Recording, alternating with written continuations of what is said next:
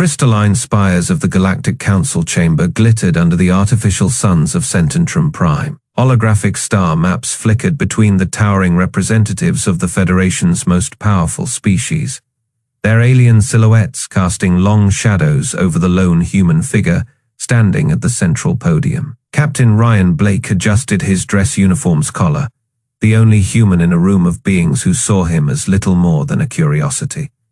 The Zephyrian High Prelate Vexis loomed above him, her bioluminescent tendrils pulsing with amusement as she addressed the assembly. Item Fae, B. Vexis announced, her voice a melodic chime that carried through the chamber, the revocation of humanity's defense pact under Article 9 of the Galactic Charter. A murmur rippled through the gathered delegates. Blake clenched his jaw but kept his expression neutral. He'd known this was coming. Ambassador Lurin of the Vorac Dominion slithered forward, his segmented body coiling around the podium. The humans have proven themselves incapable of meeting the Federation's military standards, he hissed, his voice dripping with condescension. Their ships are slow, their weapons outdated, even their physiology is fragile. Laughter echoed through the chamber. Blake's fingers twitched, but he remained still. High Prelate Vexis extended a shimmering tendril toward Blake. Captain, does Earth Command have any final argument before the vote?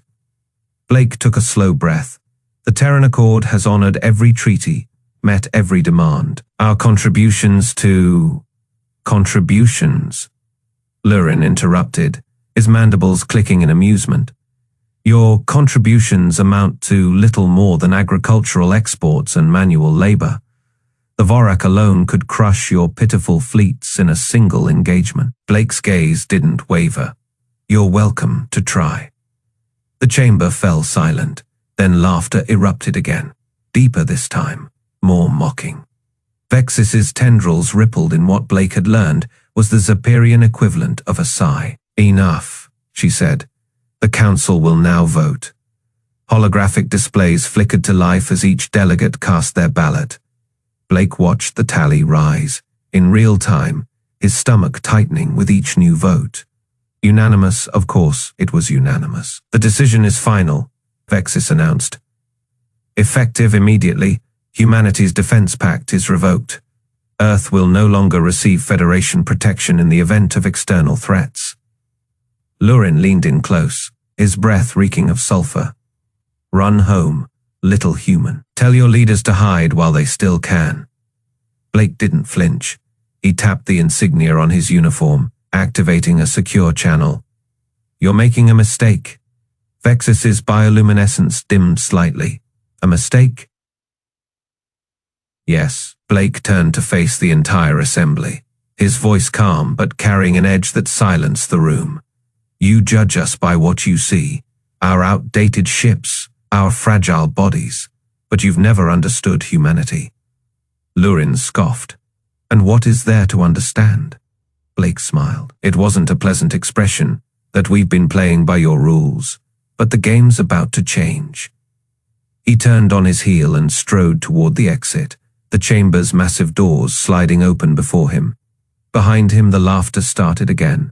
Softer now, uncertain. Vexis's voice carried after him, tinged with something that might have been concern. Captain Blake, what do you mean by that? Blake didn't look back. You'll see. The doors sealed shut behind him, cutting off the rising chatter of the Council. Outside, the orbital platforms of Cententrum Prime glittered like diamonds against the blackness of space. Somewhere out there, hidden in the void. Earth's answer was waiting. Blake tapped his comm unit. Admiral Hayes, it is done. They took the bait. A woman's voice crackled through the speaker, sharp with anticipation. Good. Let's show them why that was the last mistake they'll ever make. The crystalline spires of the Galactic Council still burned in Captain Ryan Blake's mind as the shuttle descended toward Pluto's dark side. His knuckles whitened around the armrests. The Zephyrians' laughter, the Vorac's sneers. The unanimous vote stripping humanity of its defense rights. Every insult carved into him like shrapnel. The shuttle's interior lights flickered as it pierced Pluto's thin exosphere. Outside the viewport, the stars vanished, replaced by an inky blackness that shouldn't exist. Blake frowned. Pilot, why are we? A chime cut him off. The blackness rippled like water, and suddenly the stars returned, along with something else. Mother of God, Blake whispered. Pluto's shadow wasn't empty. Dozens, hundreds, maybe thousands of ships floated in perfect formation, their angular hulls swallowing the distant sun's light. Battleships the size of mountains. Carriers studded with launch bays. Sleek destroyers bristling with weapons he didn't recognize. All silent, all waiting. The shuttle docked with the largest vessel, a monstrous dreadnought whose hull bore the name USN Defiance in stark white letters. The airlock hissed open to reveal Admiral Lisa Hayes, her uniform crisp, her smile sharper. Welcome to the party, Captain. Blake's boots magnetized to the deck as he stepped aboard. The corridor beyond stretched endlessly, crewmen in Black Ops uniforms darting between stations. How was all he could manage. Hayes led him toward a lift. While the Federation debated our weakness, we built. While they mocked, we mined asteroids in secret. Every resource, every credit they thought we wasted on primitive colonies. The lift doors opened to reveal the bridge, a cavern of holograms and grim-faced officers. Went here. A tactical display dominated the center of the room, showing the Sol system and beyond. Tiny red dots marked Vorac scout ships skirting human space. Blake's stomach twisted. They're probing for weakness. Let them. Hayes tapped a console. The display zoomed in on Pluto's shadow, and the true scale of the Armada snapped into focus. Operation Midnight Gambit went active 12 hours ago. Every ship you see is battle-ready. Every weapon hot. A door hissed open, and Commander Jake Morrison strode in, his Black Ops insignia glinting. Admiral, the Atlantica just finished calibrating its new toys. He nodded at Blake. Captain, heard you had a rough day at the Council. Blake's jaw tightened. They voted us out of the defense pact, called us evolutionary dead ends. Morrison's grin was all teeth. Good, let them keep thinking that. He gestured to the display where schematics of a terrifying weapon unfolded, a spinal, mounted railgun the length of a city. Meet the Defiance's main battery. One shot from this can core a Superior battleship. Hayes folded her arms. The Vorac will attack soon. They've been massing near Alpha Centauri for weeks. Blake stared at the Armada. And when they do, Hayes' voice dropped to a whisper. We show the galaxy why humanity doesn't need their protection. Morrison clapped Blake's shoulder. They think we're weak. Let's show them why that is the last mistake they'll ever make. Alarms blared. A technician spun in her chair. Admiral, Vorac dreadnoughts just jumped into Proxima Centauri. They're burning toward the colonies. Hayes didn't blink. Sound General Quarters, all ships prepare for immediate jump. She turned to Blake. You wanted to prove humanity's worth. Time to earn that uniform, Captain. The Defiance's engines roared to life, their vibration thrumming through Blake's bones. Across the fleet, 1,000 other ships powered up, their weapon systems humming, their crews ready. Blake exhaled. The Galactic Council's laughter still echoed in his skull. Soon, they'd hear a different sound, the sound of human guns. The Vorac Armada emerged from warp space like a swarm of locusts descending on ripe fields. Their ships, jagged and organic, pulsed with sickly green light as they formed up around Alpha Centauri. Warboss Crax stood on the command bridge of the Dread Talon, his chitinous armor clicking with anticipation. The human colonies below glowed like fireflies against the dark, helpless, exposed. All ships lock plasma cannons on primary settlements. Crax growled into the fleet. Wide comm. His mandibles twitched in amusement. Let us show these soft creatures the meaning of war. The first volley lit up the void. Streaks of superheated plasma arced toward the surface, turning domed cities into infernos. Crax watched the destruction unfold on the holographic display, his 4 eyes reflecting the flames. Pathetic, he muttered. No shields. No orbital defenses. They truly are as weak as the Council claimed. Aboard the Silver Dart Superior Scout, Ship Captain Silas monitored the attack from a safe distance. His slender fingers danced across the sensor console, recording every detail for the Federation archives. The human colony's distress signals flooded the comm channels, panicked voices, screams cut short by static. Where are their defenses? Silas murmured to his first officer, a young Zepyrian with bioluminescent markings pulsing in unease. Surely they have something. The first officer shook his head. Scans show only civilian structures, no warships, no ground, 2 orbit batteries. They're defenseless. Silas' tendrils coiled tight. This wasn't a battle, it was slaughter. On the surface, Alpha Centauri Prime burned. The colony's governor, a grizzled veteran named Elias Carter, stood in the crumbling remains of the command center. Smoke stung his eyes as he barked orders into a failing comm unit. Fall back to the bunkers. Move the civilians first. A young lieutenant grabbed his arm. Sir, the Vorac are targeting evacuation shuttles. They're shooting them down before they clear the atmosphere. Carter's jaw clenched. Had served in the Earth Defense Force for 30 years. He knew what this was, a message. A demonstration above them. Cracks opened a fleet-wide broadcast. His face filled every remaining screen in the colony, his voice booming through the ruins. Humans of Alpha Centauri, he sneered. Your Federation has abandoned you. Your species was never worthy of the stars. Die knowing your weakness brought you here. The transmission cut out just as another volley of plasma rained down. Carter watched the sky turn red. Then he did the only thing left to him. He activated the emergency beacon, the one reserved for worst case scenarios, the one linked directly to Saul. Aboard the Dread Talon, Cracks second in command. A hulking Vorac named Grix studied the sensor readings. Warboss were detecting a pulse from the surface, some kind of transmission. Cracks waved a clawed hand. Let them scream. Who will answer? Their pitiful fleet, the Council. He laughed, a sound like grinding bones. By the time Earth scrambles their toys, this system will be ash. But Grix frowned. The signal wasn't aimed at Earth. It was aimed past it, toward the edge of the system. Toward nothing. Then the sensors screamed. Warboss, multiple contacts emerging from the outer system. Hundreds, no thousands of ships. Cracks whirled to the display. The void beyond Pluto shimmered. Then it ripped. Human warships poured into real space, their sleek, angular hulls bristling with weapons.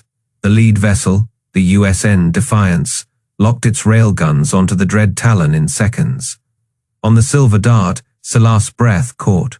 By the stars. Where did they come from? His first officer's voice trembled.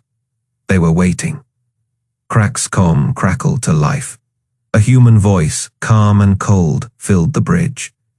Vorac Armada. This is Captain Ryan Blake of the Earth, United Starship Defiance. You have attacked sovereign human territory. Stand down or be destroyed. For the first time in his long, brutal life, Cracks hesitated. Then he snarled, Destroy them! All ships fire at will!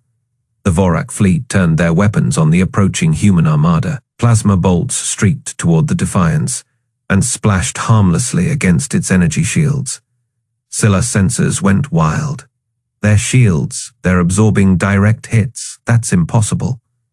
On the Defiance, Blake didn't smile. He simply nodded to his weapons officer. Return fire. The railgun round tore through the Dread Talon like paper. Cracks had just enough time to see his own reflection in the projectile's polished surface before it vaporized the bridge. The last thing he heard was Blake's voice over the dying comms. You wanted a war. You'll get one. The void between stars had never felt so silent. Admiral Lisa Hayes stood on the bridge of the USN Defiance, her fingers hovering over the activation console. The holographic display showed the Vorac fleet burning through Alpha Centaurus outer colonies, their jagged ships painting the darkness with plasma fire. Behind her, Captain Ryan Blake clenched his fists. The same hands the Galactic Council had mocked as soft, now itched to wrap around a weapon.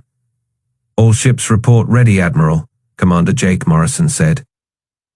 His voice tight, The Defiance's bridge hummed with suppressed energy, the crew's tension a living thing. Hayes didn't blink. Execute jump. Space twisted, 1,000 human warships, cloaked, silent, waiting, flashed into existence at the edge of the Vorac Armada.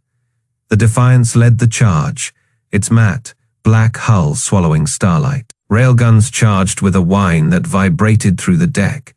On the view screen, Vorac dreadnoughts spun in confusion, their organic sensor pods flaring. Warboss Crack's face flickered onto the comm, his chitinous plates flexing in amusement. Human stragglers, come to die with your colonies. Blake stepped forward. No, he said, simple and cold. We came to show you what weak really looks like. Crack's laughter cut off as the Defiance fired.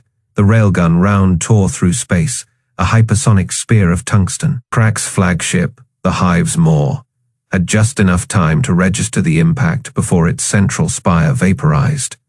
The explosion rippled outward, shredding the dreadnought like wet paper. Chaos erupted. Vorac ships scrambled, their formations collapsing as human vessels surged forward. The USN Atlantica banked hard, its point, defense lasers swatting plasma bolts from the sky. Admiral, Morrison barked. They're targeting the Atlantica with a planet killer. Hayes didn't flinch. Let them. The Vorac beam lanced out, a searing column of energy capable of cracking continents. It struck the Atlantica's shields and held. The ship trembled, its reinforced hull glowing white-hot. But it didn't break. Inside, Captain Elena Vasquez grinned. They really thought that'd work. She slammed a fist on her armrest. Return fire. The Atlantica's main cannon roared. The answering shot punched through 3 Vorac cruisers before detonating in a sun-bright flare. On the Defiance's bridge, Blake watched the carnage unfold. Vorac ships died in droves, their organic hulls no match for human kinetics. One dreadnought tried to flee, only for a squadron of human fighters to swarm it, their missiles reducing it to spinning debris. Crack's face reappeared on screen, his mandibles twitching. Impossible. Your ships, your technology, was never the issue, Hayes interrupted. You just assumed we'd fight fair. Blake leaned closer to the screen. You wanted a war, Cracks. You'll get one. The transmission cut as the Defiance's second railgun round found its mark. Crack's ship disintegrated, the blast wave scattering the remnants of his fleet. Silence settled over the bridge. Then, slowly, the comms officer turned. Admiral, we're picking up a Zeperian scout ship. They're watching. Hayes smirked. Good. Let them see what happens when you underestimate us. Beyond the wreckage, hidden in the dark, the Zeperian vessel whisper of clarity recorded every second. Captain Silas stared at the feeds, his bioluminescent veins pulsing with shock. The human ships moved with terrifying precision, their weapons shrugging off attacks that should have obliterated them. His first officer, a young Zeperian named Vel, whispered, They let the Vorac hit them to prove they could take it. Silas didn't answer. He was too busy watching the USN Defiance turn its guns toward the next Vorac formation. The galaxy was about to learn a very painful lesson. The holographic displays in the Galactic Council chamber flickered erratically as live battle feeds from Alpha Centauri flooded the network. High Prelate Vexus's bioluminescent tendrils pulsed with alarm as she watched the impossible unfold. The Vorac Armada, a force that had crushed a dozen species, was being torn apart like paper in a storm. Silas's scout ship trembled as it skirted the edge of the battle, his 4 hands scrambling over the controls. By the void, he whispered, his voice cracking. His ocular implants zoomed in on the USN Atlantica, a human dreadnought shrugging off a direct hit from a Vorac planet. Killer beam. The ship's armored prow glowed white-hot, but it didn't break. It didn't even slow down. Impossible, Silas transmitted to the Council. Their ships are... The Atlantica fired back. A single railgun round, moving at a fraction of light speed, punched through 3 Vorac cruisers before detonating in the heart of a battleship. The explosion lit up the feed like a newborn star. In the Council chamber, delegates from 100 species fell silent. The normally buzzing translator drones hovered motionless. Vexis's central heart pounded so hard she feared her exoskeleton would crack. They built their ships to survive suicide runs, she whispered. A Zephyrian admiral, his carapace dull with shock, leaned toward the hologram. Look at their formation. They're not just attacking, they're herding the Vorac into kill zones. On screen, the human fleet moved with terrifying synchronicity. Fighters darted between capital ships, not as disposable scouts, but as coordinated extensions of the larger vessels. A swarm of human drones, cheap, mass-produced and deadly, saturated Vorac point defenses, clearing the way for torpedo strikes. Silas's feed cut to the Defiance, Captain Blake's flagship. The vessel's massive railgun cycled with mechanical precision, firing once every 12 seconds. Each shot erased another Vorac ship from existence. Where did they get this? A Corellian diplomat hissed, her frills flattening in fear. Their technology was supposed to be centuries behind. Vexis's mind raced. The humans had hidden this. Not just the ships, but the tactics, the coordination, the sheer ruthlessness of their warfare. While the galaxy dismissed them as fragile, they'd been studying every battle, every weakness. A new transmission cut through the chaos. Admiral Hayes's voice, calm and cold. Council members. You're watching the consequence of underestimating humanity. The Vorac chose to test us. Now witness the result. The feeds split, showing a dozen simultaneous engagements. Human ships tanked hits that should have vaporized them. Their crews fighting through damage that would have crippled any other species' vessels. A damaged frigate, its engines flickering, rammed a Vorac carrier at full speed. The explosion painted the void with fire. Silas's hands shook as he adjusted his sensors. Their crews. They're not retreating from crippled ships. They're redirecting them, using them as weapons. A murmur of horror spread through the chamber. The humans weren't just willing to die. They'd planned for it. Vexis's communicator chimed, a priority signal from the Zephyrian home fleet. High Prelate, the Admiral's voice was strained. Our analysts have reviewed the human designs. Their ships have redundant systems, secondary reactors, triple-layered bulkheads. They're not built to win battles, they're built to end them. On screen. The Defiance launched a salvo of missiles. Not at the Vorac ships, but at the debris fields between them. The warheads detonated, turning wreckage into shrapnel storms that shredded entire flotillas. That is against galactic warfare conventions. A Thulian delegate protested. Blake's face appeared on the main display, his expression unreadable. Conventions apply to civilized species. The Vorac declared US animals. We're simply fighting like ones. The feed switched to Warboss Krax's flagship. The Vorac leader roared as his vessel listed, its organic hull split open by a human boarding party. Plasma fires erupted in the background as armored human soldiers advanced, their weapons firing in controlled bursts. Krax's final transmission was a snarl of disbelief. You were supposed to be weak. Admiral Hayes's voice answered, not from the Defiance, but from 100 human ships simultaneously. No, we just let you think that. The chamber's lights dimmed as the last Vorac dreadnought exploded. The silence that followed was heavier than gravity. Vexis stared at the static, filled holograms, her tendrils limp. The humans hadn't just won, they'd demonstrated.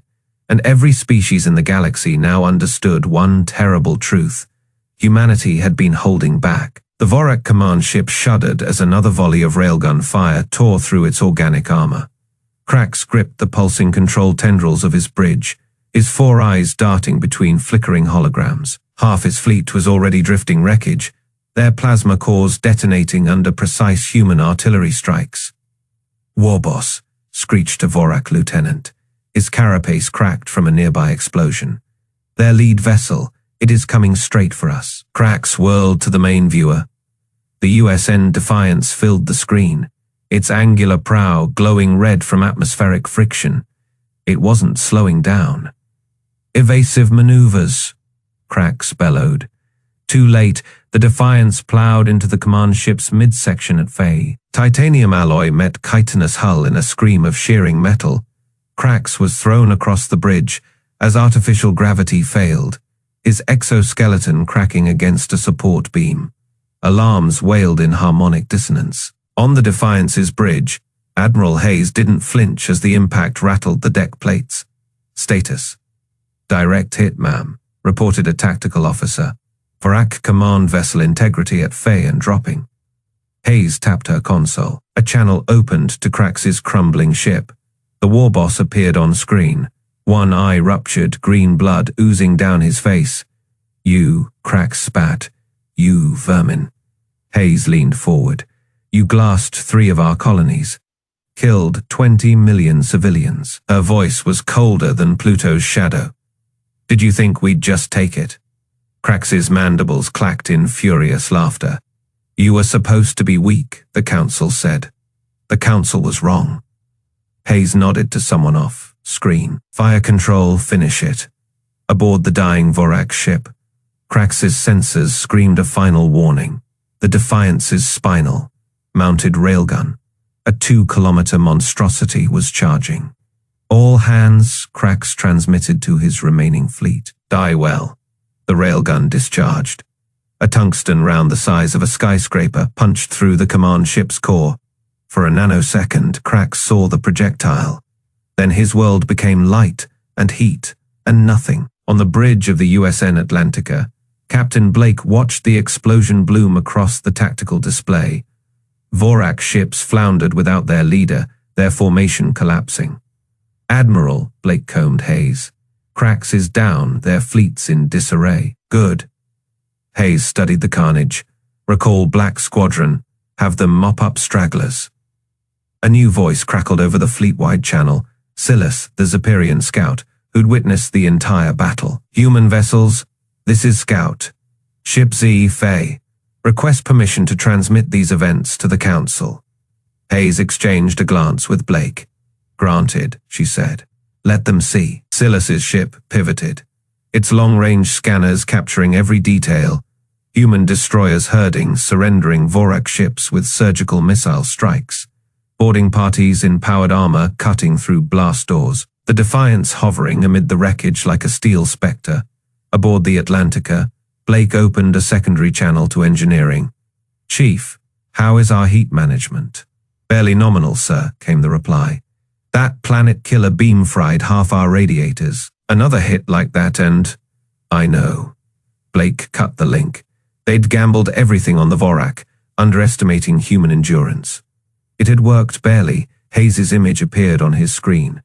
Blake prepped the fleet for jump to Cententrum Prime.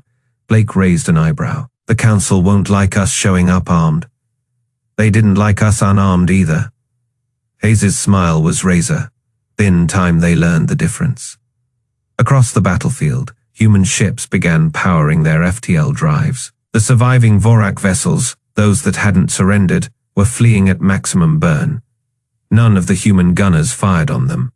Let them run, let them tell the tale. On the Defiance's bridge, Hayes watched the last of the enemy disappear. Her comm officer turned. Admiral, incoming transmission from Cententrum. It is High Prelate Vexis. Hayes didn't answer immediately. She stared at the tactical display, at the broken Vorac fleet, at her own ship standing triumphant. Put her through. The screen flickered. Vexis's bioluminescent tendrils pulsed erratically, her usually flawless carapace dull with stress. Admiral Hayes, the Council has reviewed Scout Ship Z phase footage. Hayes waited. Vexis hesitated, then spoke the words no alien leader had ever uttered to a human. We wish to discuss terms. Hayes smiled. We'll be there in 6 hours. The channel cut around her. The bridge crew erupted in quiet cheers. Hayes allowed herself one deep breath. Then she tapped the fleet-wide comm. All ships, this is the Admiral, set course for Cententrum Prime. Maximum warp. The stars blurred as 1,000 human warships jumped as one. The crystalline chambers of the Galactic Council had never known silence like this. The holographic star maps flickered weakly, their usual vibrant displays dimmed as if in deference to the new power in the room. Captain Ryan Blake stood at the center of the circular platform, his boots planted firmly on the alien metal. Behind him, through the transparent dome of the Council spire, the silhouettes of human warships blotted out the stars. The USN Defiance loomed largest among them, its railgun batteries still glowing from their last volley. High Prelate Vexis bioluminescent tendrils had lost their usual rhythmic pulse. They hung limp at her sides as she stared at the data. Core Blake had dropped onto the council table. The metallic thunk had echoed through the chamber like a judge's gavel. Ambassador Lurin, the Vorac diplomat who had sneered at humanity's crude weapons, was conspicuously absent. His species' dreadnoughts were now scattered debris across 3-star systems. "You recorded everything," Vexis said, her voice barely above a whisper. Blake didn't smile. He didn't need to. The cold fury in his eyes was answer enough. "Every insult, every dismissal, every time you called us weak." He tapped the data. Core and the holograms above the table shifted. Scenes of the Council's debates played back in perfect clarity. Vexis flinched as her own voice rang out. "Your species lacks the biological fortitude for true war." Scout ship Captain Silas, the Zeperian who had watched the Vorac attack Alpha Centauri with detached curiosity, now stood rigid at the edge of the platform. His 4 eyes darted between Blake and the looming human fleet outside. You let the Vorac strike first," he realized aloud. Blake turned to him. "We needed the galaxy to see what they were, and what we are." A murmur rippled through the assembled delegates. The Cerelians, their floating orbs dim with fear. The Octavians, their tentacles coiled tight. Even the hulking Grathar, who had voted to revoke Earth's defense pact, kept their spined heads lowered. Vexis finally found her voice. "What do you want?" Blake took a step forward. The councillors instinctively recoiled. "The Federation has a choice," he said, each word measured. "Stand with us or under us." Silence, then, from the back of the chamber, a single voice broke it. "And if we refuse," all eyes turned to Councillor Dravik, a minor delegate from a fringe system. Blake didn't even glance at him. "Then you can explain to your people why your pride cost them their worlds." He nodded toward the dome. Outside, the USN Atlantica rotated its main battery, a weapon capable of cracking planets. Vex's tendrils flickered once, a last feeble attempt at defiance. "You would dare?" Blake leaned in, close enough that she could see the scars from a Vorac plasma burn along his jaw. "We dared to let you think we were weak. We dared to build an armada in the shadows of our own system. We dared to let the Vorac fire the first shot, so the entire galaxy would know exactly who started this war." He straightened. "Ask yourself, Prelate, what else do you think we'd dare?" The data core hummed between them, still projecting the Council's past arrogance. Vexis looked at it, then at the ships beyond the dome. Her tendrils went dark. Silas was the first to kneel. One by one, the others followed. The Grathar, the Cerelians, even the Octavian professor who had once lectured about human military inferiority. Only Vexis remained standing, her pride warring with the undeniable truth outside the window. Blake waited. Finally, with a sound like a sigh, the High Prelate of the Zeperian sovereignty lowered herself to one knee. The Defiance's engines flared in the void beyond, bathing the chamber in blue-white light. Blake didn't smile. He didn't gloat. He simply turned and walked toward the exit, his footsteps echoing in the silence. Behind him, the holograms still played. "Your ships are slow," Vexis' recorded voice whispered to the empty air. "Your weapons crude." The doors slid shut. Outside, the human fleet stood watch, waiting.